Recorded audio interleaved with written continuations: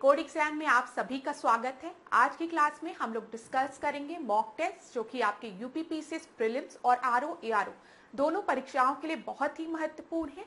तो चलिए आज की क्लास को स्टार्ट करते हैं मेरे साथ ऐश्वर्या सिंह के साथ। आज की क्लास में अगर आपको किसी भी तरीके का डाउट होता है तो आप मुझसे कमेंट बॉक्स में पूछ सकते हैं। आज की क्लास को स्टार्ट करने से पहले थोड़ी सी इंफॉर्मेशन मैं आप लोगों को देना चाहूंगी यूपीपीसीएस फाउंडेशन कोर्स के बारे में 2025। इस एंटायर कोर्स में हम लोग पूरे सिलेबस को कवर करेंगे, आपके प्रीलिम्स के भी और मेंस के भी। ठीक है, तो यहाँ पर याद रखिएगा हम मेंस और प्रीलिम्स दोनों को लेते हुए चलेंगे इस फाउंडेशन कोर्स में। यहाँ पर आपको किस तरीके से अपने आंसर्स को लिखना है मेंस में ये भी आपको बताया जाएगा। पूरे कोर्स की आपको पीडीएफ प्रोवाइड की जाएगी। तो यहाँ पर अगर इस कोर्स से रिलेटेड आपको कोई भी डाउट है या कोई भी इंफॉर्मेशन आपको चाहिए तो व्हाट्सएप नंबर दिख रहा होगा, इस पर आप व्हाट्सएप करके अपनी क्वेरी पूछ सकते हैं। चलिए अब आज की क्लास का हम अपना पहला प्रश्न देखते हैं। पहले प्रश्न को ध्यान से देखिएगा क्लास, यहाँ पर क्या दिया गया है। ये प्रश्न आपके परीक्षा में पूछा गया है तो महत्वपूर्ण प्रश्न है, परीक्षा में फिर रिपीट हो सकता है। तो the headquarter of the green peas international is located at, तो मुख्यालय कहां पर है ग्रीन पीस इंटरनेशनल का। पहला ऑप्शन आपको दिया गया एम्स्टर्डम, फिर उसके बाद कैनबेरा, फिर ओटावा और लास्ट में नागासाकी। तो ए बी सी डी में से आपका सही उत्तर क्या है। तो यहाँ पर देखिए ग्रीन पीस इंटरनेशनल का जो मुख्यालय है वो है एम्स्टर्डम में। ठीक है, ए आपका सही उत्तर है, याद रखिएगा। अब हम थोड़ा सा कुछ पॉइंट्स को रिवाइज कर लेते हैं जैसे हम हर प्रश्न में करते हैं जहां से आपके परीक्षा में प्रश्न बन सकता है।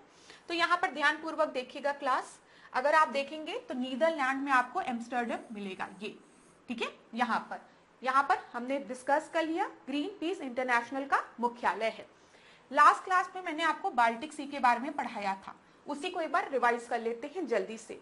बाल्टिक सी को याद करने के लिए आप एक ट्रिक भी याद कर सकते हैं। जीपीएस के बारे में आप सभी को पता है, ठीक है, और फॉर FOR फॉर और डेल का कंप्यूटर आप सभी जानते हैं।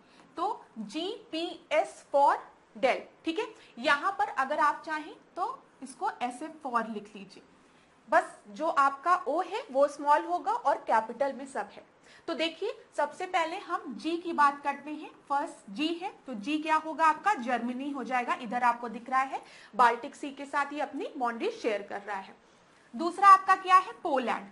पोलैंड यहाँ पर दिख रहा है बाल्टिक सी के साथ अपनी बाउंड्री शेयर कर रहा है। ठीक है, फिर थर्ड क्या है, स्वीडन। मैंने आपको बताया है स्वीडन ये रहा, बाल्टिक सी के साथ अपनी बाउंड्री को शेयर कर रहा है। तो जीपीएस याद रहेगा आप सभी को।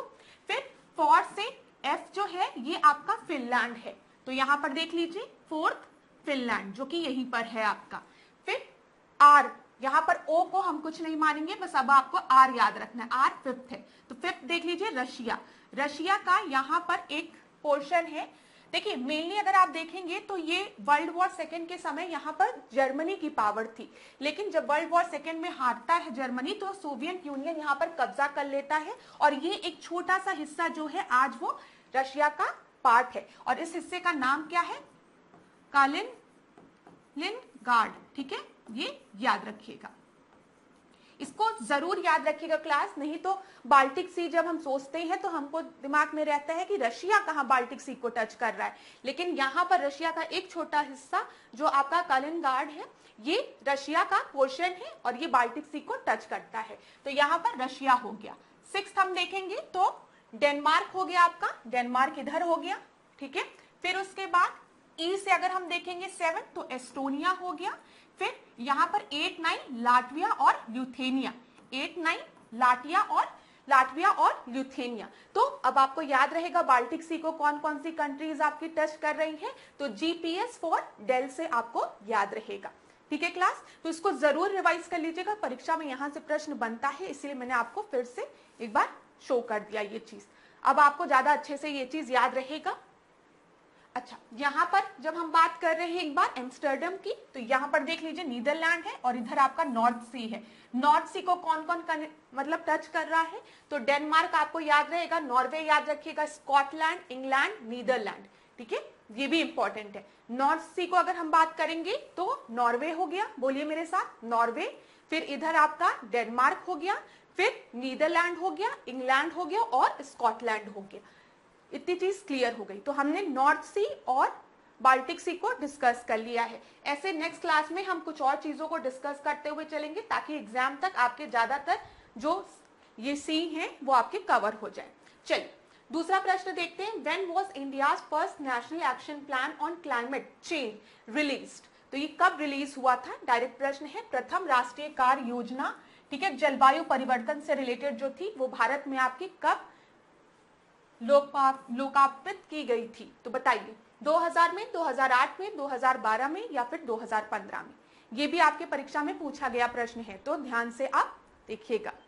तो यहाँ पर आपका जो सही उत्तर है वो है 2008 में। बी आपका सही उत्तर है, याद रखिएगा।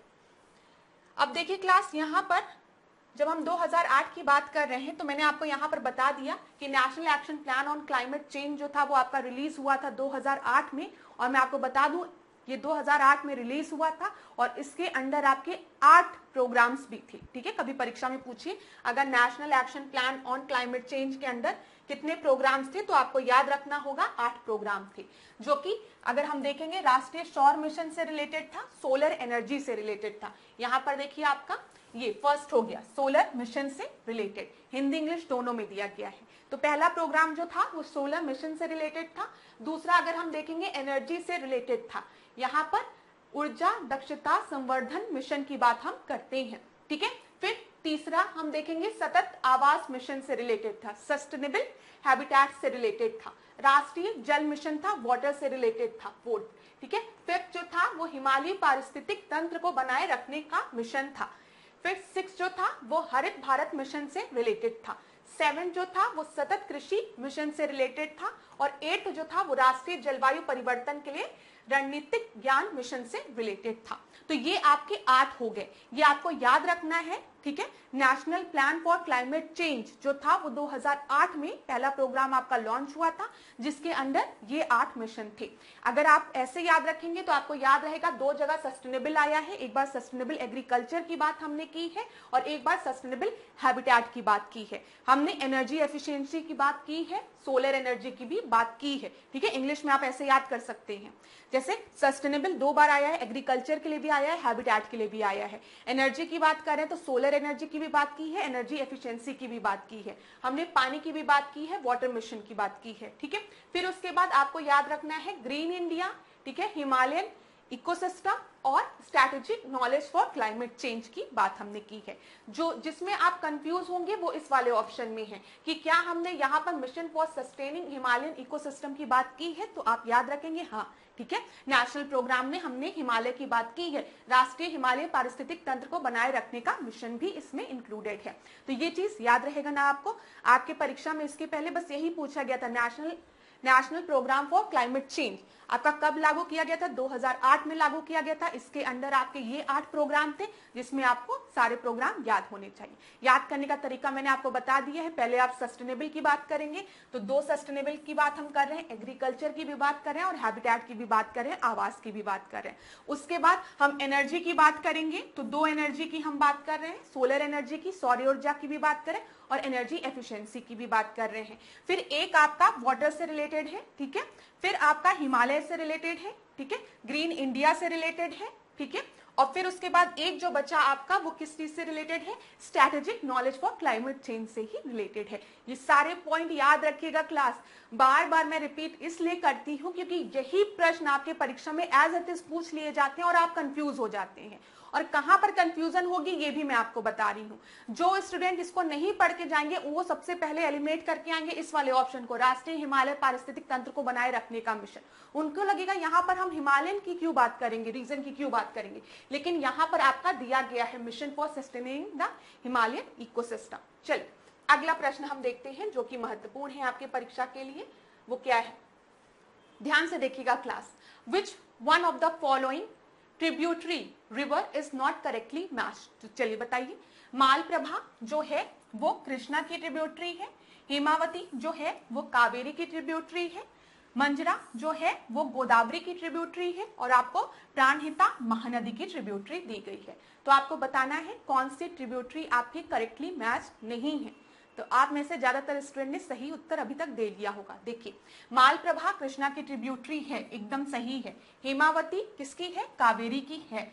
जो मंजरा है वो गोदावरी की है। प्राणहिता जो है वो भी गोदावरी की ही है, ठीक है, महानदी की नहीं है। तो कौन सा करेक्टली मैच्ड नहीं है बताइए? डी आपका जो है वो करेक्टली मैच्ड नहीं है। ये चीज क्लियर है? अब देखिए यहाँ पर हम इसको जल्दी से एक बार रिवाइज करते हैं। ये आपको कौन सी नदी दिख रही है? गोदावरी, ठीक है। गोदावरी कहाँ से निकलती है? त्र्यंबकेश्वर से निकलती है। वहां पर आपका ज्योतिर्लिंग भी है, त्र्यंबकेश्वर ज्योतिर्लिंग, ठीक है, ये चीज याद रखिएगा। और वहां पे नासिक भी कभी कभी दिया रहता है, तो ये भी आप याद रखिएगा। तो यहाँ पर देखिए गोदावरी की हम बात कर रहे हैं, गोदावरी की ट्रिब्यूटरीज देख लेते हैं। प्राणहिता अभी हमने देखा, ठीक है। इंद्रावती भी याद रखना है आपको। पेनगंगा, ठीक है, वेनगंगा, वर्धा, सब याद रखिएगा। पूछ लेगा, गंगा दे देगा, पेनगंगा दे देगा, वेनगंगा दे देगा, तो आप कंफ्यूज मत होइएगा। पेनगंगा और वेनगंगा जो है वो गोदावरी की ट्रिब्यूटरी है, ठीक है। पेन वेन, पीडब्ल्यू, आजकल पीडब्ल्यू बहुत चला है ना, तो पीडब्ल्यू से याद रखिएगा। पेनगंगा भी, वेनगंगा भी आपकी गोदावरी की ट्रिब्यूटरी है। और वर्धा भी गोदावरी की ट्रिब्यूटरी है। इंद्रावती गोदावरी की ट्रिब्यूटरी है। मंजरा जो है वो भी गोदावरी की ट्रिब्यूटरी है। दिख रहा है ना आपको? फिर यहाँ पे सबरी याद रखिएगा, सिलेरू याद रखिएगा। इतनी ट्रिब्यूटरीज आपको याद होनी चाहिए। तो सबसे पहले तो आपको PWI याद रहेगा, ठीक है। पी से मैंने क्या बताया है बताइए? यहाँ पर पेनगंगा, ठीक है। फिर उसके बाद वर्धा और वेनगंगा, आई से इंद्रावती, ठीक है। और फिर इधर आप मंजरा याद रखिएगा और प्राणहिता भी आपको याद रखना है। इतनी चीजें क्लियर हो गई? क्लियर हो गई ना क्लास? PWM, ठीक है। तो याद रख सकते हैं आप PWI, PW इंस्टीट्यूट का मेंबर मैं हूं, ठीक है, मेंबर M, बस अब आपको कभी नहीं भूलेगा। P से क्या है? कौन कौन सी याद रखनी है? प्राणहिता, ठीक है। फिर पेनगंगा, ठीक है, प्राण और पेन दोनों एक साथ, पेनगंगा, प्राणहिता, ठीक है, याद हो गया। W से वेनगंगा और वर्धा याद रहेगा। I से इंद्रावती याद रखिएगा। M से क्या याद रखेंगे आप? मंजरा याद रखेंगे। और आपका सिलेरू और ये सब है, सबरी, तो याद रहेगा। चलो, इतना थोड़ा सा याद करने का प्रयास करिएगा, याद हो जाएगा, लेकिन परीक्षा के लिए महत्वपूर्ण है। इसी तरीके से अगर हम देखेंगे महानदी की बात, तो यहाँ पर महानदी पे कौन सा डैम है? पूछा जाता है, हीराकुंड डैम है, ठीक है। महान लोगों के पास ही हीरा रहता है, तो हीराकुंड ऐसे करके आप याद कर सकते हैं। अब देखिए, अगर हम बात करें कि महानदी आपके कहां से निकलती है, तो छत्तीसगढ़ में सिहावा में, ठीक है, रायपुर डिस्ट्रिक्ट में, एग्जैक्ट अगर मैं आपको बताऊं तो यहां पर देख लीजिए इसकी जो आपके ट्रिब्यूटरीज हैं, तो सेयोनाथ, हसदियो, मान, इब, ठीक है, जोंग, ओंग, टेल, ये याद रखिएगा। अब she has man in intelligent bureau, ठीक है, she has a man in intelligent bureau, आप ऐसे करके याद कर सकते हैं। तो ये क्या हो गया? सेयोनाथ हो गया, ये हसदेव हो गया, ये मांथ हो गया, ये आईबी मतलब इब, ठीक है, ये हो गया ना। She has man in international bureau, ऐसे करके आप याद कर सकते हैं। जैसे हमने वहां पर आपको याद कराया कुछ ट्रिब्यूटरीज, आप लोग PW इंस्टीट्यूट में है ना, तो मैंने आपको बता दिया। पी से दो कौन कौन से हैं, जल्दी से बताइए बताइए। प्राणहिता और पेनगंगा, प्राण और पेन दोनों एक साथ। W से वर्धा और वेनगंगा, ठीक है। I से इंद्रावती, ठीक है। M से मंजरा, और फिर उसके बाद मैंने आपको बताया सिलेरू, और वो आप याद रखिएगा, ठीक है, सबरी। यहां पर हमने क्या बोला? She has man in IB, ठीक है। तो सेयोनाथ, हसदियो, ठीक है, फिर मान, फिर इब। फिर यहां पर जोंग, ओंग, टेल, जोंग ऑन टेल, जोंग ऑन टेल, ठीक है। जोक ऑन टेल, जोक है ना, जोक ऐसे करके जोक, जोंग से आप जोक याद रख सकते हैं, जो कीड़ा है जोक, किसी के ऊपर बैठा हो, किसी की पूंछ पे बैठा है, तो joke on tail, joke on tail, joke on tail, तो आपको याद रहेगा जोंग ऑन टेल, ठीक है, इस तरीके से आप इसको याद कर सकते हैं, ये महानदी वाला है। देखिए क्लास, थोड़ा सा भी किसी भी तरीके से मैं आपसे क्या कहती हूँ, प्रीलिम्स में बस आपको टिक लगा के आना है, तो आप किसी भी तरीके से याद कर रहे हैं ये आप पे डिपेंड करता है। आपके पास बेटर ट्रिक है तो आप बेटर ट्रिक से याद करिए। अगर आपको ये अच्छा लग रहा है कि आपने इमेजिन कर लिया किसी की पूंछ पर जोक बैठा हुआ था, joke on tail, joke on tail, तो आपको जोक ऑन तेल याद रहेगा। ठीक है, ये अब आपको याद है, महानदी की बात हम कर रहे हैं। और she has man in IB, ठीक है, she has man in IB, तो श्रेयोनाथ हो गया, फिर यहाँ पर हस्तीय हो गया, मान हो गया और हो गया। ठीक है, ये सब महानदी की ट्रिब्यूटरीज हैं। चलिए, सिहावा डिस्ट्रिक्ट से ये निकलती है, ये भी याद रखिएगा, परीक्षा में पूछा जा सकता है। अगला प्रश्न हम देखते हैं। अच्छा, यहाँ पर एक और आ गई है, कृष्णा आ गई है। तो कृष्णा नदी की हम बात करते हैं, ये कहां से निकलती है, ये महाबलेश्वर से निकलती है, महाराष्ट्र से, और मूसी, भीमा, घाटप्रभा, मालप्रभा, तुंगभद्रा। तो घाटप्रभा, मालप्रभा, तुंगभद्रा, ये तो आपको याद होना चाहिए। घाटप्रभा, मालप्रभा, तुंगभद्रा किसकी है, यहाँ पर कृष्णा की ट्रिब्यूटरीज है। चलिए, अभी हम लोग और क्लासेस में भी रिवर्स को जब डिस्कस करेंगे ना, तो आपको सारी रिवर्स एग्जाम के पहले तक याद हो जाएगी, लेकिन जो मैं बार बार रिपीट करती हूँ उनको याद जरूर कर लीजिएगा, क्लास परीक्षा में प्रश्न वहां से बनते हैं। फिर अब इस प्रश्न को हम देखते हैं, प्रमुख नदियों के जोड़े को उनके उद्गम स्थल के साथ हमको बनाना है। तो नदियां, उत्पत्ति का स्थान, यमुना, कृष्णा, गोदावरी, महानदी। तो देखिए, अभी हमने कुछ देर पहले देखा, गोदावरी नदी जो है वो कहां से निकल रही है, नासिक से, त्र्यंबकेश्वर से, मैंने आपको बताया ना। तो ठीक है, सी का सेकंड एक ही जगह दिया गया है, लेकिन हम और ऑप्शंस को देख लेते हैं। ए का फोर्थ हो जाएगा यमुना, तो यमुनोत्री से, ये तो सबसे आसान है, इसको तो मैं सबसे आसान कहूंगी। फिर उसके बाद कृष्णा की जब हम बात करेंगे, तो अभी हमने देखा कृष्णा कहां से निकल रही है, महाबलेश्वर से निकल रही है, और महानदी जो है वो सिहावा से, छत्तीसगढ़। ठीक है, याद रखिएगा। तो आपका सही उत्तर सी हो गया, ये आपके परीक्षा में पूछा गया प्रश्न है। ठीक है, अब देखो गोदावरी का ट्रिक मैंने तुमको बताया ना, PWIM 5-6 बार करोगे MS, तो आपको याद रहेगा। ठीक है, 2 P से है, 2 W से है, 1 I से, 1 M से है, 2 S से है, गोदावरी याद हो जाएगी। अब क्या है, कल की क्लास में फिर रिवाइज करा दूंगी, उसकी चिंता बिल्कुल मत करना, बार बार बोलूंगी, तो जिन स्टूडेंट्स को याद रहेगा वो कहेंगे मैम आगे बढ़िए। अच्छा, क्लास में टीचर्स को पढ़ाना भी ना बहुत डिफिकल्ट होता है, आप लोगों को नहीं समझ में आता होगा। हमें दोनों तरीके के स्टूडेंट्स को साथ में रखना पड़ता है, ऐसे स्टूडेंट्स को जिनको सब आता है, ठीक है, जिनको ये सब बहुत अच्छे से रटा होगा, बल्कि उनके पास मेरे से भी अच्छी ट्रिक होगी, और कुछ ऐसे स्टूडेंट जिनको अभी ये सब चीजें याद करनी है। तो हमें दोनों को साथ में लेके चलना पड़ता है, इसलिए बार बार चीजों को रिपीट करने में लगता है, कहीं ऐसा ना हो कि आपको लगे मैम आगे बढ़ गए जल्दी से, ये हो गया अब दूसरा। ठीक है, तो यहाँ पर कल हम फिर इसको रिवाइज कर लेंगे, रोज रिवाइज कर लेंगे, याद हो जाएगा, उसकी चिंता बिल्कुल नहीं करेंगे। रिवर्स से रिलेटेड क्वेश्चन जिसमें भी कंफ्यूजन होती है, सब रोज रिवाइज करते हुए चलेंगे, एग्जाम तक याद हो जाएगा। ठीक है, महानदी का बात मैंने आपको बता दिया था, क्या था, she has man in IB, या फिर इन IB, इंटेलिजेंट ब्यूरो, IB। ठीक है, याद रहेगा आपको। दूसरा मैंने आपको क्या बता दिया, पूछ पे, किसी की पूछ पे जोक बैठा है, तो जोक ऑन टेल। ठीक है, याद रहेगा आपको।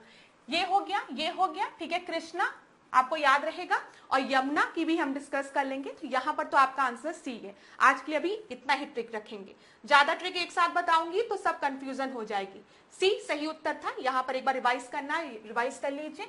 यमुना की बात करते हैं तो यमुनोत्री से इसका उद्गम स्थल है, ठीक है, जो कि आपका बंदरपूछ अगर एग्जैक्ट दिया रहेगा। कृष्णा हमने आपको बताया महाबलेश्वर, महाराष्ट्र। ठीक है, फिर उसके बाद गोदावरी की बात करेंगे तो त्र्यंबकेश्वर, नासिक।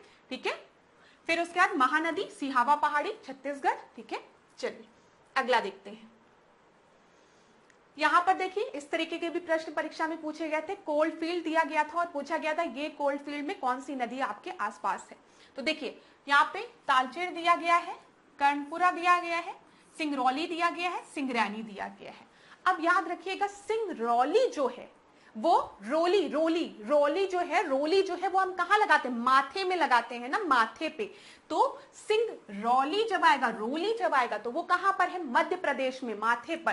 ठीक है, ये मध्य प्रदेश में है। ठीक है, सिंगरैनी की बात करेंगे तो ये तेलंगाना में है, ये याद रखिएगा। ठीक है, कर्णपुरा की बात करेंगे तो कर्णपुरा जो है वो आपका झारखंड में है, याद रखिएगा, झारखंड में है। कर्ण ने महाभारत के युद्ध में बहुत लोगों को झाड़ दिया था, तो कर्णपुरा झारखंड में है। ठीक है, तालचेर कहां पर है? तालचेर कहां पर है? ये उड़ीसा में है। ये चीज क्लियर हो गई। तालचेर उड़ीसा, कर्णपुरा झारखंड, सिंगरौली एमपी और सिंगरैनी तेलंगाना। अब हम इसको मैच करते हैं। अब चलिए इसको मैच करें थोड़ा सा। ठीक है, तो देखिए यहां महानदी दी गई है, गोदावरी दी गई है, सोन दी गई है, दामोदर दिया गया है। तो सबसे पहले अगर हम बात करेंगे आपका सिंगरौली का मध्य प्रदेश में, तो मध्य प्रदेश में आपको क्या लगता है? गोदावरी, सोन, दामोदर और महानदी, इन तीनों नदियों में से कौन सा होगा? उड़ीसा में देखें तो दामोदर, सोन, गोदावरी, महानदी हो गया। ठीक है, सिंगरैली में देखेंगे हम तो कौन सा होगा? सिंगरैली में गोदावरी हो जाएगा, डी का थर्ड हो जाएगा। अरे डी का थर्ड तो एक ही जगह दिया गया है। फिर ए का क्या हो जाएगा? तालचेर उड़ीसा में देखें तो आपका महानदी हो जाएगी। और कर्णपुरा में आपकी क्या हो जाएगी? दामोदर हो जाएगी। ठीक है, दामोदर हो गई। और एमपी में जब हम बात करेंगे सिंगरौली का तो सोन हो जाएगा। तो यहां पर ए आपका सही उत्तर है। एक बार हम इसको देख भी लेते हैं। अगर आपको प्लेसेस के नाम पता है, देखिए ए आपका सही उत्तर है। ठीक है, अगर आपको प्लेसेस के नाम पता है तो आप थोड़ा सा लोकेट कर सकते हैं। तो देखिए तालचेर महानदी के पास है, कर्णपुरा जो है दामोदर, सिंगरौली सोन और सिंगरैनी गोदावरी। ठीक है, ये चीज क्लियर हो गई क्लास। चलिए अब आगे बढ़ते हैं अगले प्रश्न पे। अच्छा, अगले प्रश्न के पहले दो इंपॉर्टेंट पॉइंट्स को हम डिस्कस करते हैं। हम दो नदियों की बात करते हैं और दो स्टेट्स की बात करते हैं। पहली नदी आपकी दामोदर है। ठीक है, दामोदर याद रखिएगा। दूसरी नदी आपकी कौन सी है? कोसी है। दोनों को याद रखना है। दामोदर को हम किसका सौरो कहते हैं? तो Damodar is known as sorrow of Bengal. ठीक है, वेस्ट बंगाल, ये याद रखिएगा। Damodar is known as sorrow of West Bengal. और कोसी को हम किसका सौरो कहते हैं? Kosi is known as sorrow of Bihar. ठीक है, ये भी याद रखिएगा। तो सौरो ऑफ बिहार हम किसको कहते हैं? कोसी को, कोसी। ठीक है, कोसी को। ठीक है, और सौरो ऑफ वेस्ट बंगाल हम किसे कहते हैं? दामोदर को। ये चीज क्लियर हो गई ना क्लास? ये भी परीक्षा में पूछा जाता है, इसलिए हमने डिस्कस कर लिया। अगला प्रश्न हम देखेंगे। कहीं पर भी कोई भी दिक्कत होगी तो आप लोग बताइएगा जरूर। अगला प्रश्न देखिए, which one of the following is not correctly matched? तो चलिए बताइए कौन सा करेक्टली मैच नहीं है। नांगल बांध सतलज नदी पर दिया गया है। ठीक है, सरदार सरोवर नर्मदा नदी पर दिया गया है। नागा अर्जुन गोदावरी नदी पर दिया गया है। हीराकुंड महानदी पर दिया गया है। तो यहाँ पर आपका सही उत्तर क्या होगा? अभी हमने आपको महानदी के बारे में बताया। ठीक है, और मैंने आपको उसी समय बताया था महानदी पर कौन सा डैम है आपका? हीराकुंड डैम है। महान लोगों के पास हीरा है, तो हीराकुंड डैम महानदी पर है। अच्छा, नागार्जुन सागर की अगर हम बात करेंगे तो बताओ नाग पर कौन नाचा था? नाग के ऊपर कौन नाचा था? तो कृष्ण। ठीक है, तो यहाँ पर गोदावरी नदी नहीं, यहाँ पर कृष्णा रिवर होगी। ठीक है, नागार्जुन कृष्णा रिवर। सरदार सरोवर प्रोजेक्ट आपका नर्मदा नदी पर है। ठीक है, नांगल डैम जो है वो सतलज नदी पर है, ये भी सही है। तो यहाँ पर आपका सही उत्तर क्या हो जाएगा? कौन सा करेक्टली मैच्ड नहीं है? सी आपका करेक्टली मैच्ड नहीं है। ठीक है, अगला हम प्रश्न देखते हैं। अगले प्रश्न को देखिए। यहाँ पर अगर आपको देखना है तो देख लीजिए। भाखड़ा नांगल परियोजना जो है वो सतलज नदी पर है। और कौन कौन से स्टेट आपके बेनिफिट हो रहे हैं इससे? तो पंजाब, हरियाणा, हिमाचल प्रदेश और राजस्थान। ठीक है, महानदी की बात करेंगे तो ये इस पर हीराकुंड डैम है। कौन सा आपका बेनिफिट हो रहा है? तो उड़ीसा, याद रखिएगा। नागार्जुन सागर की बात करेंगे तो आंध्र प्रदेश और तेलंगाना इससे बेनिफिट हो रहा है कृष्णा नदी पर। ठीक है, सरदार सरोवर बांध की बात करेंगे तो ये नर्मदा नदी पर है। यहाँ पर किन किन आपके लाभान्वित राज्य हैं? मध्य प्रदेश, महाराष्ट्र, राजस्थान और गुजरात। तो क्लियर हो गया होगा। अगला प्रश्न, Which one of the following river basin is largest in respect to the area? ठीक है, in respect to the area largest है ये। तो निम्नलिखित में से कौन सी नदी घाटी क्षेत्रफल की दृष्टि से सबसे बड़ी है? तो बताइए, नर्मदा है, ताप्ती है, महानदी है, कावेरी है। तो ए बी सी डी में से आपका सही उत्तर क्या होगा? जल्दी से बताओ। तो यहाँ पर जो आपका सही उत्तर है, क्षेत्रफल की दृष्टि से बात की गई है तो महानदी आपका सही उत्तर है। सी आपका सही उत्तर है। व्याख्या भी हम एक बार देखेंगे यहाँ पर। देखिए सी जो है वो सही उत्तर है। राष्ट्रीय जल आयोग के अनुसार महानदी का जो आपका क्षेत्र अपवाह है वो अगर आप देखेंगे 1,41,600 वर्ग किलोमीटर का है। ये आपको याद करने की जरूरत नहीं है। महानदी का उद्गम कहां से होता है, तो मैंने आपको बताया रायपुर जिला सिहावा, आप याद रखिएगा, ठीक है, और छत्तीसगढ़ से। ये चीज अगर एग्जैक्ट पूछेगा तो सिहावा दिया रहेगा, ठीक है, ये चीज क्लियर हो गई होगी। यहां पर क्लास एक बार हम देख लेते हैं अगला प्रश्न को। Which of the following river of India does not originate from the Western Ghat. तो चलिए बताइए कौन सी रिवर आपकी वेस्टर्न घाट से नहीं ओरिजिनेट हो रही है, तो बताइए पश्चिमी घाट से, ठीक है। गोदावरी दिया है, ताप्ती दिया है, कावेरी दिया है और कबाम दिया है, तो उत्तर क्या होगा। तो यहाँ पर ताप्ती रिवर जो है वो आपकी वेस्टर्न घाट से नहीं ओरिजिनेट हो रहती है, ठीक है, और सब रिवर जो है वो वेस्टर्न घाट में आपकी ओरिजिनेट होती है। एक बार परीक्षा में शायद ये भी प्रश्न पूछा था कि आपका कौन सा रिवर जो है वो वेस्टर्न घाट और ईस्टर्न घाट को हम कह सकते बाउंड्री पर है, तो वहां पर भी ताप्ती आंसर था, ठीक है, याद रखिएगा। चलिए अगला प्रश्न। अगला प्रश्न के पहले यहां पर देख लीजिए, जो ताप्ती की अगर हम बात करेंगे, ये देखिए तो ये आपके सतपुड़ा दिख रहा है, सतपुड़ा मुल्ताई रिजर्व फॉरेस्ट से ये निकलती है ताप्ती, ठीक है, ये याद रखिएगा, तो परीक्षा में पूछा जा सकता है। अच्छा, यहाँ पर विंध्यन और सतपुड़ा आपको दिख रहा है, तो अगर परीक्षा में कभी पूछे आपसे विंध्यन और सतपुड़ा के बीच में कौन सी रिवर आपकी है, तो यहाँ पर कौन सी है, नर्मदा है ना, याद रखिएगा, नर्मदा। अच्छा, नर्मदा का ओरिजिन कहां से होता है, तो अमरकंटक से होता है, ठीक है, और ये गिरती कहां पर है, अरेबियन सी में गिरती है। ओरिजिन कहां से होता है नर्मदा का, अमरकंटक से, ठीक है, याद रखिएगा।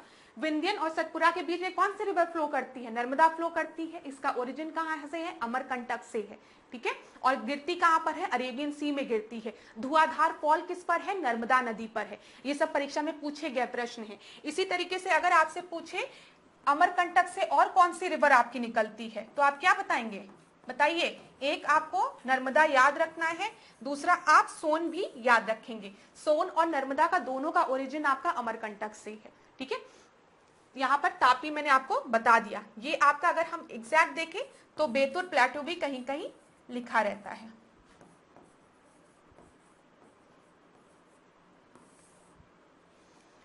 इतनी चीजें क्लियर हो गई क्लास। चलिए अगला देखते हैं हम। The river of south India mainly have which of the following drainage pattern, ठीक है, जो दक्षिण भारत की नदियां हैं प्रमुख रूप से उनका किस तरीके का अपवाह तंत्र होता है, ये पूछा गया है। तो बताइए, रेडियल होता है, खंडित होता है, वृक्ष नुमा होता है या फिर जालीदार होता है। तो ए बी सी डी में से सही उत्तर क्या होगा, परीक्षा में पूछा गया प्रश्न है, एक अच्छा प्रश्न है। तो याद रखिएगा, जो वेस्टर्न, ये जो आपके जो साउथ में, यहाँ पर अगर हम देखेंगे जो साउथ की जो रिवर्स आपकी हैं, मेनली इनका जो पैटर्न होता है वो आपको डेंड्रेटिक पैटर्न मिलता है, जिसको वृक्षनुमा पैटर्न कहते हैं, कुछ इस तरीके से वृक्षनुमा पैटर्न, ठीक है, ये याद रखिएगा। चलिए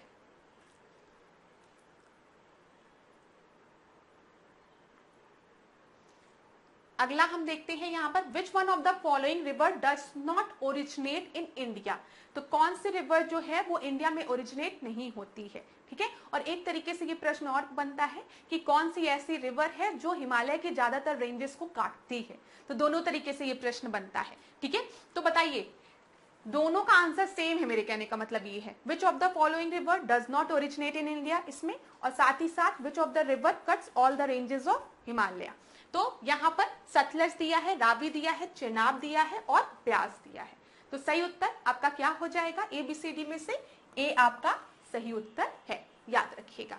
अब इसको एक बार हम लोग देख लेते हैं जरा व्याख्या में। देखिए, सतलज का उद्गम जो है तिब्बत के मानसरोवर झील के समीप स्थित राकसताल से होता है, ठीक है, याद रखिएगा।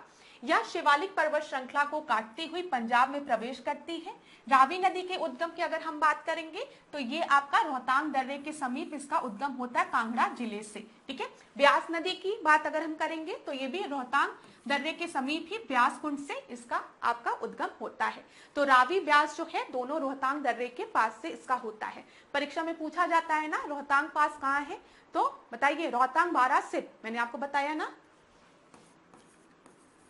रोहतांग, बारा, शिप, ये सब कहां पर है? शिप किला, मतलब रोहतांग, बारा, शिप किला, ये सब कहां पर है? हिमाचल प्रदेश में, याद रखिएगा।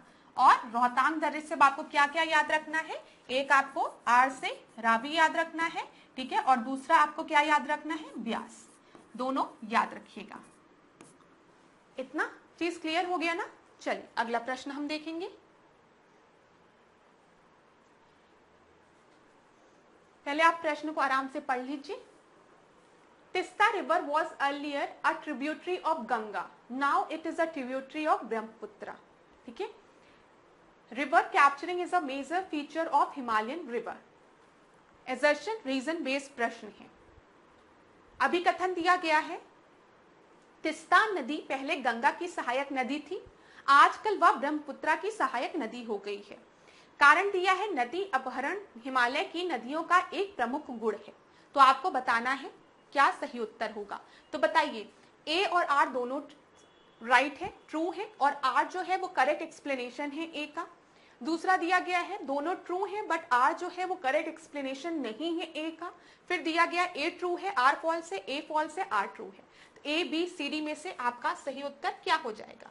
तो यहाँ पर देखिए, अगर हम बात करें तिस्ता की, तो तिस्ता जो पहले जो थी वो ट्रिब्यूटरी थी आपकी गंगा की, लेकिन अब इसको हम ब्रह्मपुत्र की ट्रिब्यूटरी मानते हैं। ये बिल्कुल सही है, ठीक है, ये बिल्कुल सही है। तिस्ता नदी पहले गंगा की सहायक नदी थी, लेकिन आजकल वह ब्रह्मपुत्र की सहायक नदी है। नदी अपहरण हिमालय की नदियों का एक प्रमुख गुण है। ये भी बिल्कुल सही है, दोनों एक दूसरे को जस्टिफाई कर रहे हैं। ए आपका सही उत्तर है यहाँ पर, ठीक है क्लास। चल अब यहाँ पर देख लीजिए, ए आपका सही उत्तर है। अब एक बार हम ब्रह्मपुत्र रिवर को देख लेते हैं। यहाँ पर देखिए, अगर आप देखेंगे तो तिस्ता आपको यहाँ पर दिखेगी इधर, ठीक है।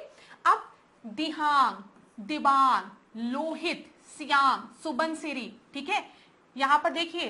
फिर मानस, ये सब किसकी ट्रिब्यूटरीज है? ये सब ब्रह्मपुत्र की ट्रिब्यूटरीज हैं, ठीक है। दिहांग, दिबांग, लोहित, ठीक है, मानस, ठीक है। और फिर यहाँ पर आपको पता है मानस कहाँ पर है? मानस नेशनल पार्क असम में है ना, तो वही मानस वाली की हम बात कर रहे हैं, परीक्षा में पूछा जाता है। तो ये किसकी ट्रिब्यूटरी है? ब्रह्मपुत्र रिवर की ट्रिब्यूटरी है, ये भी याद रखिएगा आप।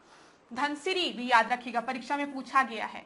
तो यहाँ पर आपको दिहिंग, लोहित, दिबांग, सियांग, सुबनसिरी और मानस तो याद ही रखना है। धनसिरी भी याद रखिएगा। तिस्ता भी ब्रह्मपुत्र की ट्रिब्यूटरी है, ये याद रखना है।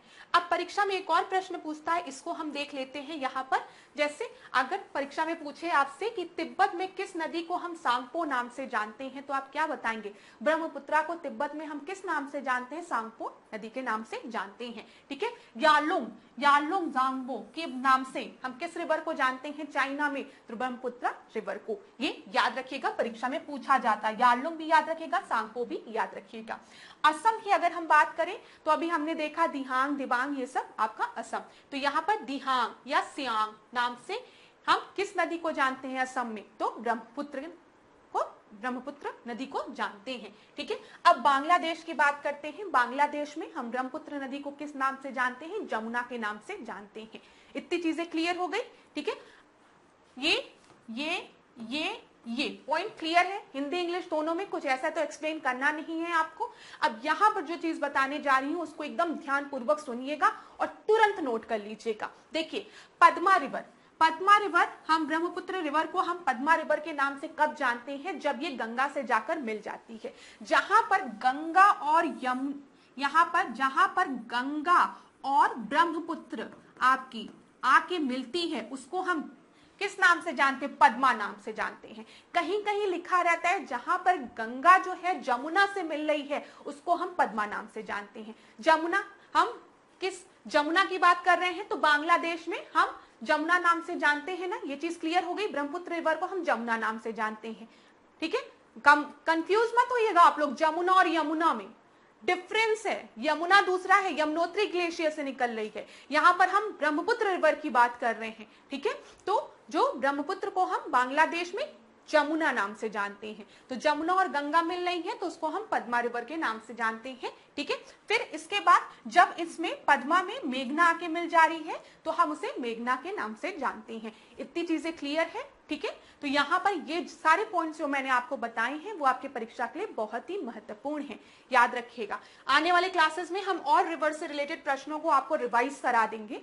भले उस समय आपको लगे कि मैम क्वेश्चंस को रिपीट कर रही हैं, लेकिन रिवीजन पर्पस से हम कुछ क्वेश्चंस को रिपीट भी करेंगे। तैयार है ना आप लोग? ऐसा तो नहीं लगेगा कि मैम रिपीट क्यों कर रही हो फिर से वही सब प्रश्न। जो भी महत्वपूर्ण प्रश्न है आपके परीक्षा के लिए क्लास, उसको मैं आने वाले टेस्ट में बार बार जरूर रिपीट करूंगी। ठीक है, ताकि आप लोगों का अच्छे से रिवीजन हो जाए, चाहे वो पॉलिटी के हो, चाहे वो एनवायरमेंट के हो, चाहे वो ज्योग्राफी के हो, चाहे इकोनॉमिक्स के हो, सारे सब्जेक्ट्स को हम कवर करते हुए चल रहे हैं।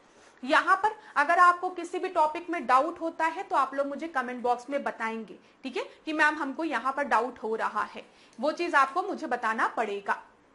ये चीज आप याद रखिएगा। अच्छा, एक चीज और मैं कहना चाहूंगी कि जो भी पॉइंट आपको बताया जाता है, अगर आप चाहें तो उसको नोट डाउन भी कर लीजिए।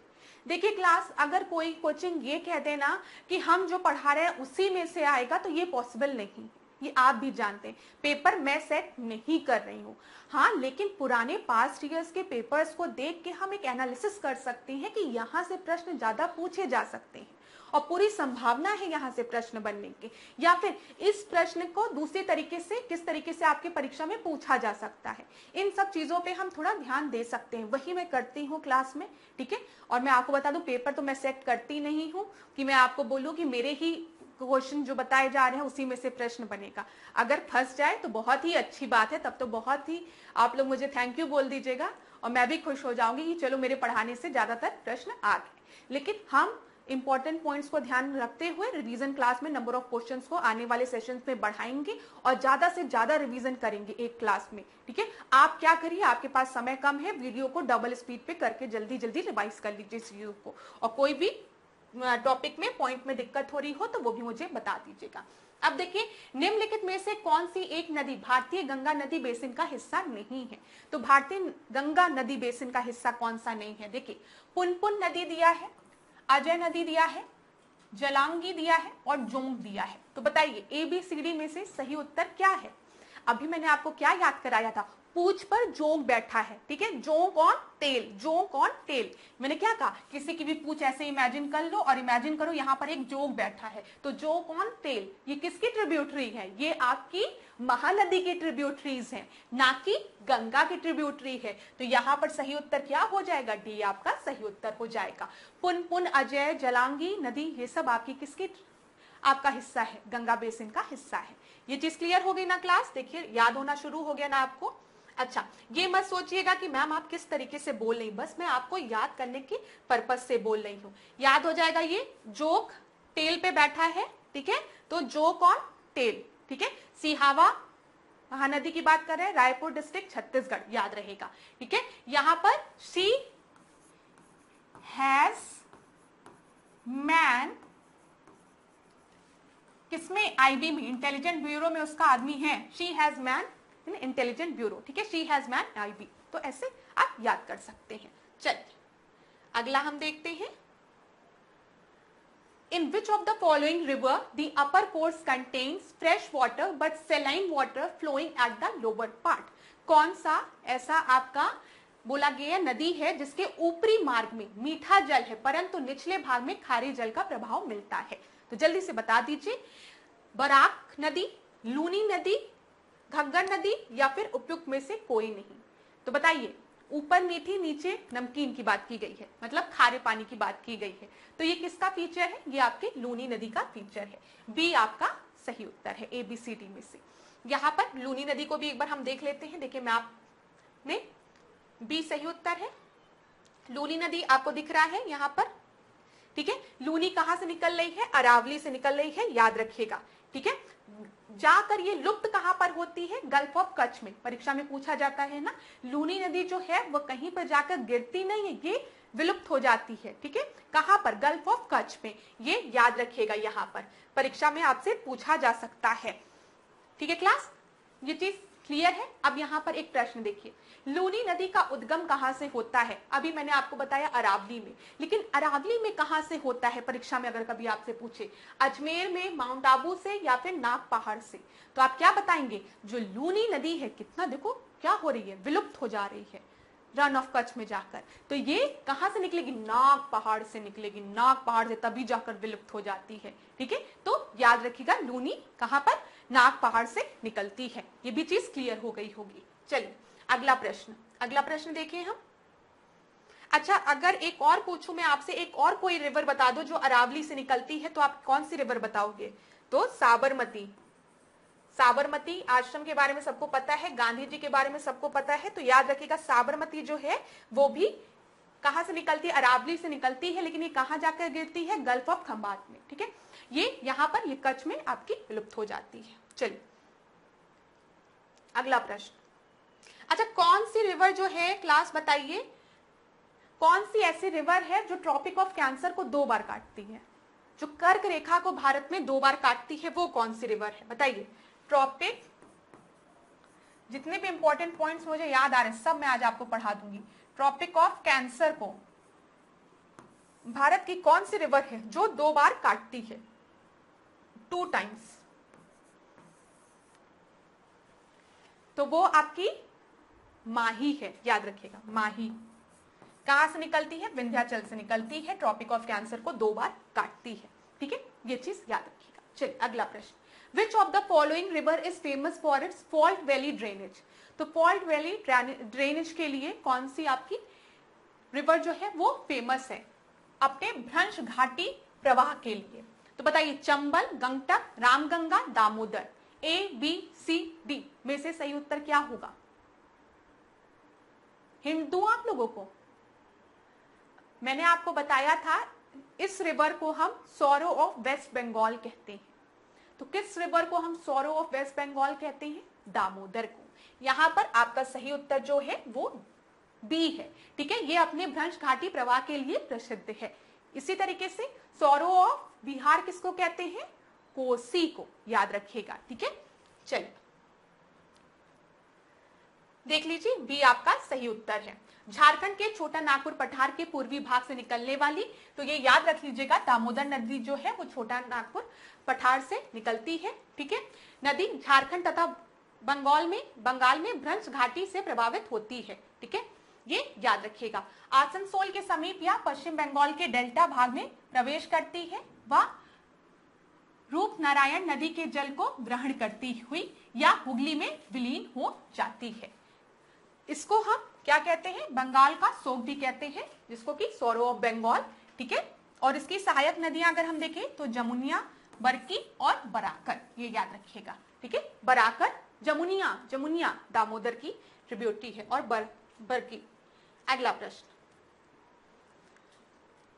प्रश्न, which of the following river of Uttar Pradesh has been declared as biological disaster due to environmental pollution? तो बताइए, इन्वायरमेंटल पॉल्यूशन की वजह से किसको हम बायोलॉजिकल डिजास्टर कहते हैं? इसमें बहुत ज्यादा डिस्कशन हुआ था यमुना और गोमती को लेकर। बाद में जो सही उत्तर माना गया था वो किसको माना गया था? गोमती को। बी आपका सही उत्तर है। ठीक है, ये याद रखिएगा, जैविक आपदा घोषित किया गया था गोमती को। ठीक है, बी सही उत्तर है। और जबकि यमुना की जब हम बात करेंगे तो इसको जैविक मरुस्थल कहते हैं। ठीक है, जैविक मरुस्थल हम किसको कहते हैं? याद रखिएगा, यमुना को। ठीक है, ये भी। और जैविक आपदा किसे घोषित किया गया था? गोमती को। अगला, which one of the following is not correctly matched? तो चलिए जल्दी से इसको डिस्कस कर लेते हैं। सेंटर फॉर इकोलॉजिकल साइंस, यहाँ पर जितने भी आपके दिए गए हैं सब परीक्षा के लिए इंपॉर्टेंट है। यहाँ पर भले आपको एक ही खाली इनकरेक्टली मैच्ड बताना है, लेकिन आपको ये चारों याद होने चाहिए, परीक्षा की दृष्टि से महत्वपूर्ण है।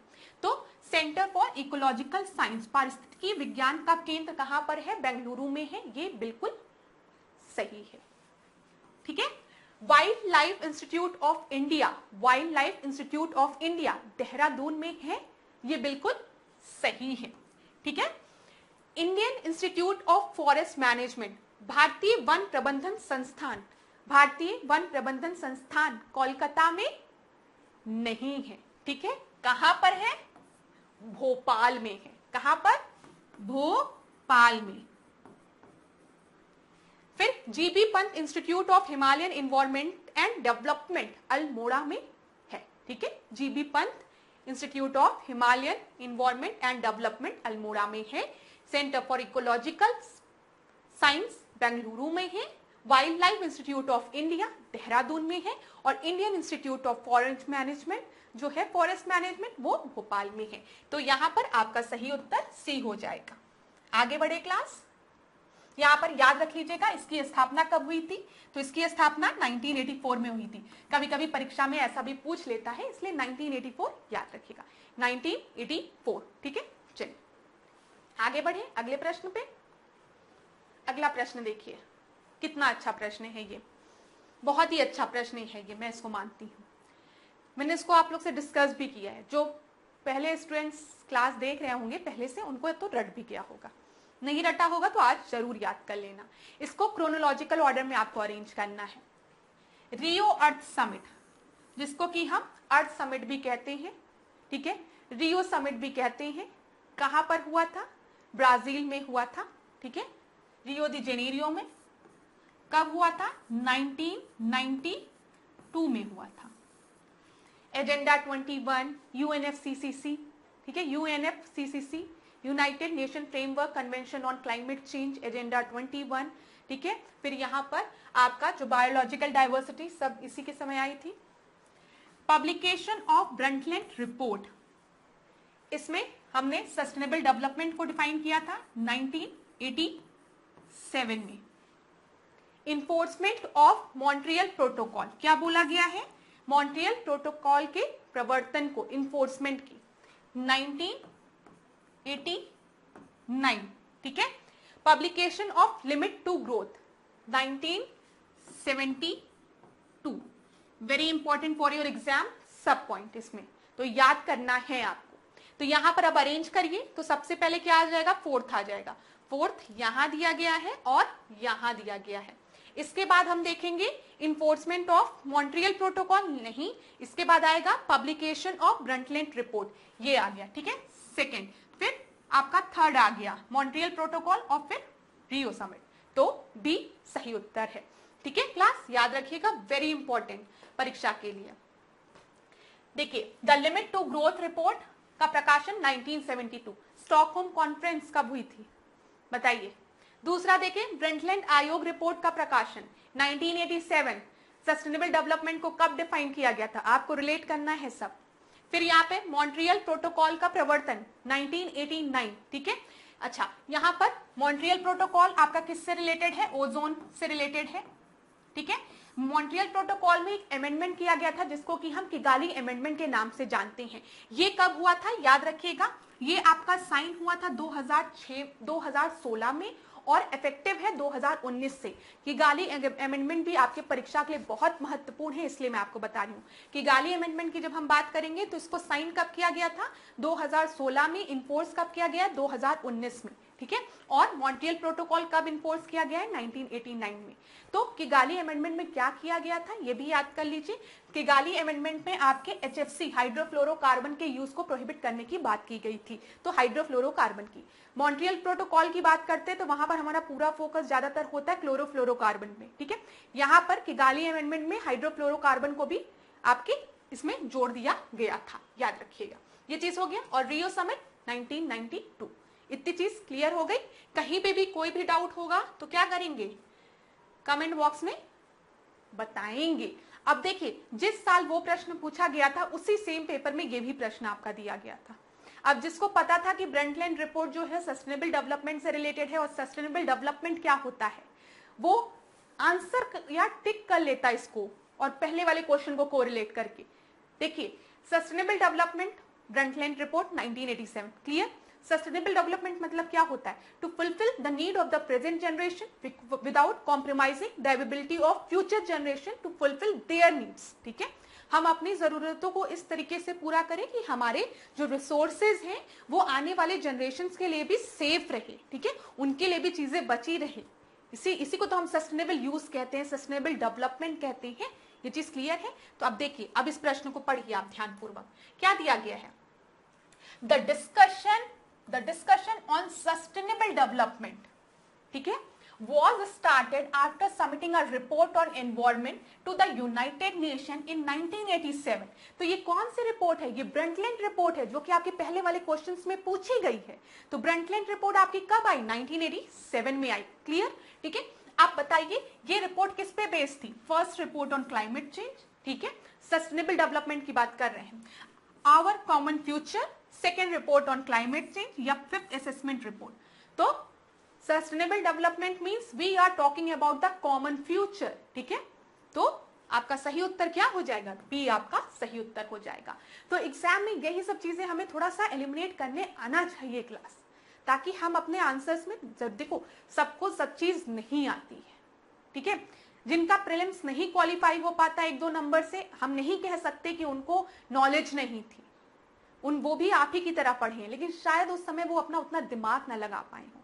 तो प्रीलिम्स में थोड़ा सा तो दिमाग लगाना ही पड़ता है, नॉलेज के साथ साथ दिमाग भी होना चाहिए, चीजों को एलिमिनेट करना, सोचना कि ठीक है यहाँ पर ऐसे है, जैसे अभी कोलफील्ड वाला दे दिया था, ठीक है, आप याद करके आए कि ये यहाँ पर कोलफील्ड है, ठीक है, सिंगरौली जो है मध्य प्रदेश में है, सिंगरैनी जो है वो आपका तेलंगाना में है, तो ये सब चीजें आपको याद है, करणपुर जो है वो आपका झारखंड में है। तो अगर आपको रिवर का भी थोड़ा सा लोकेशन पता है कि हम दामोदर की बात कर रहे हैं, हम सोन रिवर की बात कर रहे हैं, हम महानदी की बात कर रहे हैं, ये सब किन किन स्टेट्स में आपकी फ्लो करती, तभी तो आप एलिमिनेट कर पाएंगे, नहीं तो नहीं कर पाएंगे। तो थोड़ा सा नॉलेज का यूज करना भी आना चाहिए। चलिए, यहाँ पर आपका बी सही उत्तर है। अगला प्रश्न हम देखते हैं, without green house effect the average temperature of the earth surface would be. अगर ग्रीन हाउस आपकी गैसेस नहीं होंगी, ठीक है, ग्रीन हाउस इफेक्ट नहीं होगा, ठीक है, तो अर्थ का टेम्परेचर क्या होगा? ये प्रश्न पूछा गया था।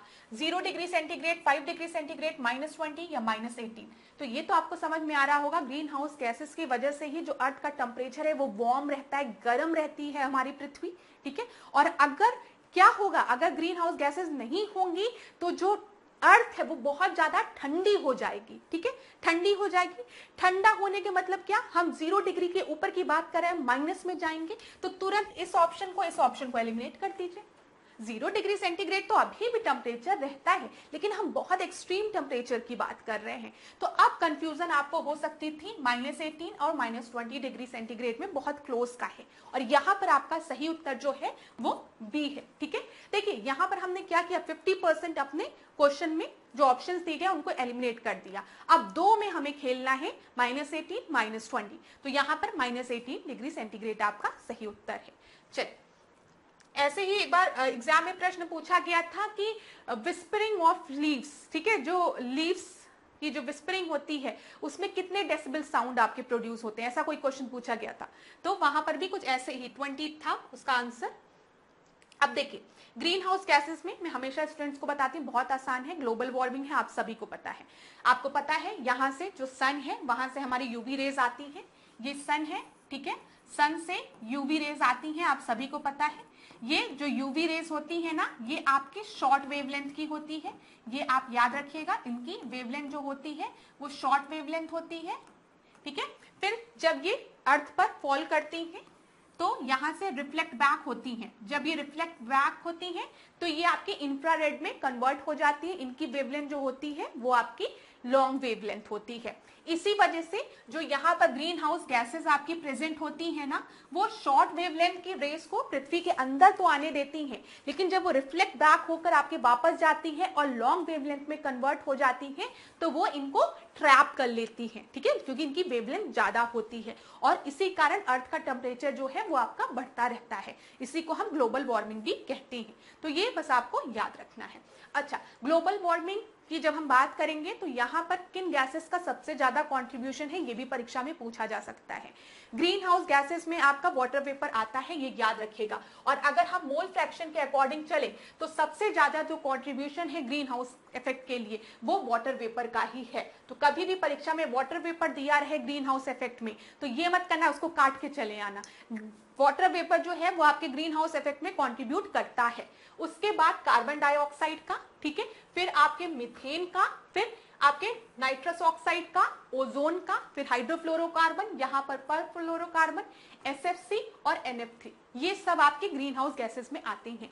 लेकिन जो मेन ग्रीन हाउस इफेक्ट की बात हम करेंगे तो उसमें सबसे बड़ा कंट्रीब्यूशन आपके वाटर वेपर का है, फिर उसके बाद कार्बन डाइऑक्साइड का, फिर मीथेन का, फिर नाइट्रस ऑक्साइड का, ओजोन का, फिर आपके हाइड्रोफ्लोरोकार्बन का। ठीक है, याद रखिएगा हाइड्रोफ्लोरोकार्बन, परफ्लोरोकार्बन, SF6 और NF3। तो ये भी परीक्षा में पूछा जा सकता है, कंफ्यूज मत होइएगा। अगला प्रश्न, the national Chambal sanctuary does not fall in which of the following state. तो चंबल अभ्यारण्य जो है वो किस स्टेट में फॉल नहीं करता है। अपने कुछ बाउंड्रीज जो है ये 2-3 स्टेट्स के साथ शेयर करता है, इसमें से कौन से स्टेट के साथ नहीं शेयर करता है? उत्तर प्रदेश, मध्य प्रदेश, हरियाणा, राजस्थान। तो यहाँ पर मैं बता दूं उत्तर प्रदेश के साथ शेयर करता है, मध्य प्रदेश के साथ भी, राजस्थान के साथ भी, लेकिन हरियाणा के साथ नहीं शेयर करता है। तो सी आपका सही उत्तर हो गया। ठीक है, याद रखिएगा। देखिए यहाँ पर राष्ट्रीय चंबल अभ्यारण्य, जिसे राष्ट्रीय चंबल घड़ियाल वन्यजीव अभ्यारण्य के नाम से भी जाना जाता है, यह भारत का एक संरक्षित क्षेत्र है। यह चंबल नदी पर राजस्थान, मध्य प्रदेश और उत्तर प्रदेश के त्रिबिंदु क्षेत्र पर 1978 से 79 में स्थापित किया गया था। ठीक है, इस अभ्यारण्य में लाल मुकुट वाले कछुओं और गंगा डॉल्फिन का संरक्षण किया जा रहा है। चलिए अगला प्रश्न हम देखते हैं, क्या पूछा गया है, ध्यान से देखिएगा क्लास। निम्नलिखित में से किस अधिकारी की पदच्युति प्रक्रिया में संसद की कोई भूमिका नहीं होती है? इनको रिमूव करने में पार्लियामेंट का कोई रोल नहीं होता है, ये पूछा गया है। सबसे पहले उच्च न्यायालय के न्यायाधीश, सर्वोच्च न्यायालय के न्यायाधीश, संघ लोक सेवा आयोग के अध्यक्ष, भारत के नियंत्रक और महालेखा परीक्षक। तो बताइए आपका सही उत्तर क्या हो जाएगा? यहाँ पर हम जब हाई कोर्ट के जजेस की बात करते हैं, सुप्रीम कोर्ट के जजेस की बात करते हैं, तो यहाँ पर पार्लियामेंट का रोल होता है, दोनों हाउसेस का रोल होता है। ठीक है, तो यहाँ पर 1 और 2 जहां जहां है उसको हटा दीजिए। 1 यहाँ पर है, 2 यहाँ पर, ये भी नहीं होगा, ये भी नहीं होगा। ठीक है, अब आपके पास बचा B और D। देखिए जब हम बात करते हैं राज्य के नियंत्रक और महालेखक परीक्षक की, तो इसमें भी पार्लियामेंट, हाउस ऑफ पार्लियामेंट की बात होती है। ठीक है, और जैसे ही आपके हाई कोर्ट और सुप्रीम कोर्ट के जजेस का रिमूव किया जाता है, सेम प्रोसीजर इनका भी होता है, तो 4th भी होता है। लेकिन जो ये है संघ लोक सेवा आयोग के अध्यक्ष, ठीक है, जो चेयरमैन है यूपीएससी के, उनको प्रेसिडेंट रिमूव कर सकता है। प्लेजर पे प्रेसिडेंट के वर्क करते हैं ना वो, तो आपका सही उत्तर क्या हो जाएगा? 3 आपका सही उत्तर हो जाएगा। यहाँ पर एक बार व्याख्या देख लीजिए अगर आपको देखना है। क्या देखना है? आर्टिकल 124 की जब हम बात करते हैं तो वहां पर हम सुप्रीम कोर्ट की बात करते हैं, तो जजेस ऑफ सुप्रीम कोर्ट को रिमूव करने की बात कहां पर की गई है? आर्टिकल 124 के क्लॉज 4 में। ठीक है, 217 में हम किसकी बात करते हैं? हम 217 में हम हाई कोर्ट के जजेस को रिमूव करने की बात करते हैं, ये याद रखिएगा। और इसी तरीके से जब हम बात करते हैं आपके किसकी, हम बात यहां पर कर रहे हैं, 1 मिनट क्लास, यहां पर इस क्वेश्चन को खोलते हैं तब आपको ज्यादा अच्छे से समझ में आएगा। तो उच्च न्यायालय, सर्वोच्च न्यायालय और भारत के नियंत्रक और महालेखक परीक्षा, इन तीनों में जो पार्लियामेंट के लोकसभा राज्यसभा का काम रहता है, लेकिन जो लोक सेवा संघ के आयोग है वो प्रेसिडेंट द्वारा रिमूव कभी भी किए जा सकते हैं। तो 3rd आपका सही उत्तर है। चलिए अगला प्रश्न हम देखते हैं।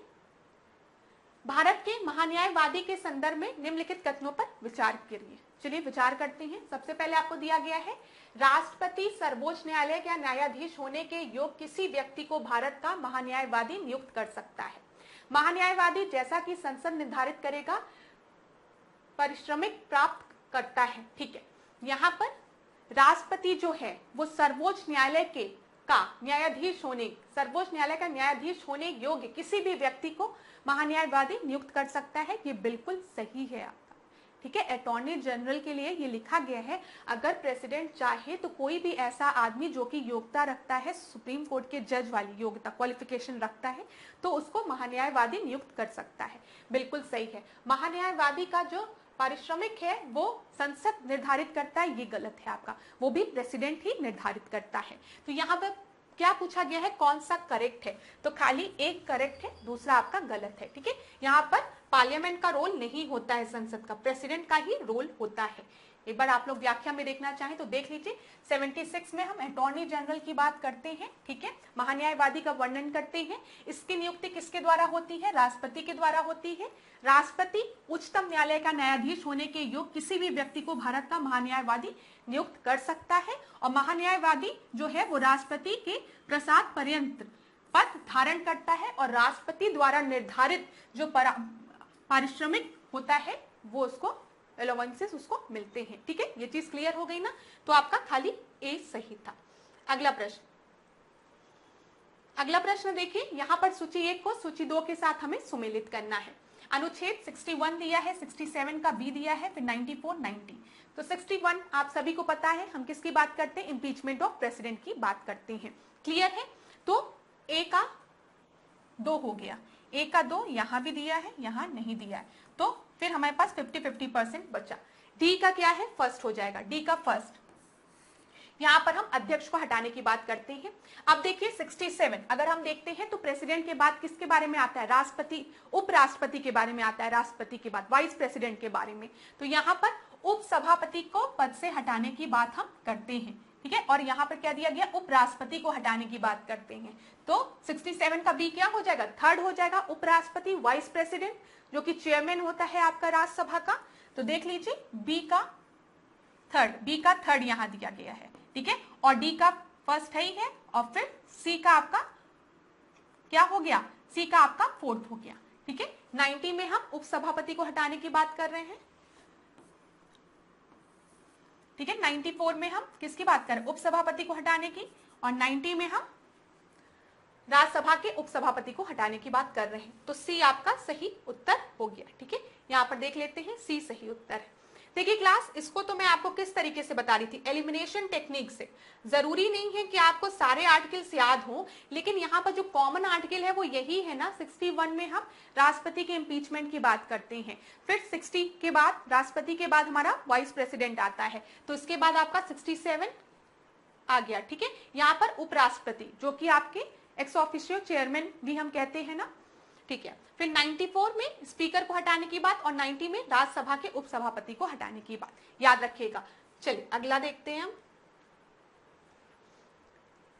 विच of the following is not correctly matched? Grand Coulee जो है वो कोलंबिया में है, हूवर टेनेसी में है, नुक्रेक वक्स में है, फिर काहोरा बासा जाम्बेजी नदी पर है। ये बिल्कुल सही है, ठीक है।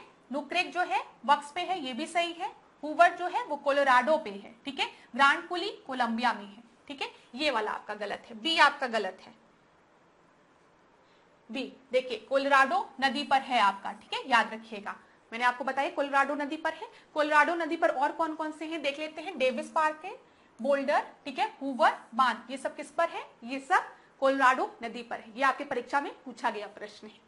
अगला प्रश्न, जौनपुर राज्य का अंतिम शासक कौन था? बताइए। अंतिम शासक पूछा गया यहाँ पर, मोहम्मद शाही, हुसैन शाह, मुबारक शाह या फिर इब्राहिम शाह। तो यहाँ पर आपका सही उत्तर क्या है? जौनपुर का जो अंतिम शासक था वो हुसैन शाह था, ठीक है। बी आपका सही उत्तर है।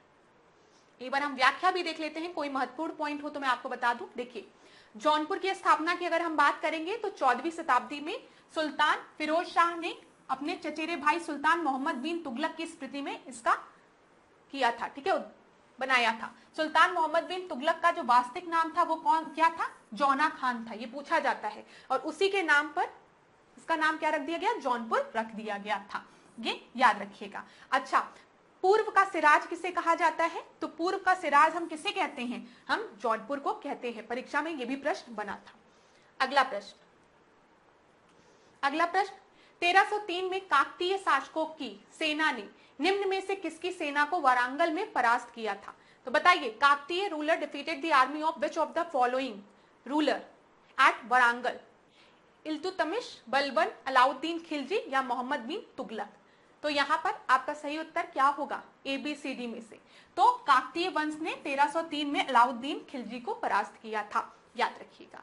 सी आपका सही उत्तर है। अगला प्रश्न देखते हैं क्लास। आज की क्लास का वैसे ये आखिरी प्रश्न है, मैं ये भी आपको बता दूं। यहाँ पर आपको तीरंदकर के नाम दिए गए हैं और उनकी क्या प्रतिमा है, क्या लक्षण है उसके बारे में बात किया गया है। आदिनाथ, आदिनाथ को हम किससे रिप्रेजेंट करते हैं, तो उनको हम रिप्रेजेंट करते हैं ऋषभ से, ठीक है, ऑक्स से। तो ए का फर्स्ट हो जाएगा, ए का फर्स्ट 2 जगह दिया गया है, बहुत अच्छी बात है। फिर मलिनाथ, मलिनाथ यहां पर अगर आप देखिए तो यहां पर आपको आदिनाथ दिख रहे होंगे, जिनको कि हम ऋषभ देव के नाम से जानते हैं, पहले तिरंतकर है, इनको ऑक्स से रिप्रेजेंट किया जाता है। फिर आपके हैं मलिनाथ, ठीक है, मलिनाथ, और फिर यहाँ पर पार्श्वनाथ है, ठीक है। फिर उसके बाद आपको दिए गए हैं संभवनाथ। तो यहाँ पर अगर आप देखेंगे तो आपको सब मिल जाएगा, ठीक है। यहाँ पे मलिनाथ को हम किससे रिप्रेजेंट करते हैं, कलश से। तो यहाँ पर देखिए कलश कहाँ दिया गया है, वाटर पॉट, ये दिया गया है, ठीक है, जल कलश। तो बी का फोर्थ यहाँ दिया गया है, ठीक है। फिर पार्श्वनाथ की हम बात करेंगे तो आपका क्या हो जाएगा, सर्प से, सांप से। तो यहाँ पर देखिए पार्श्वनाथ, ये पार्श्वनाथ 23वें है ना तिरंतकर, तो यहाँ पर पार्श्वनाथ हो गए, ठीक है। और फिर संभवनाथ, संभवनाथ को हम किससे रिप्रेजेंट कर रहे हैं, अश्व से रिप्रेजेंट कर रहे हैं। तो इतनी चीजें क्लियर हो गई क्लास, यहाँ पर संभवनाथ हो गए। तो आपका सही उत्तर क्या हो जाएगा, ए आपका सही उत्तर हो जाएगा। इसको जरूर पढ़ लीजिएगा, परीक्षा में यहां से प्रश्न बना था, ठीक है। तो देख लेते हैं यहां पर एक बार आंसर को, आंसर हमारा ए है।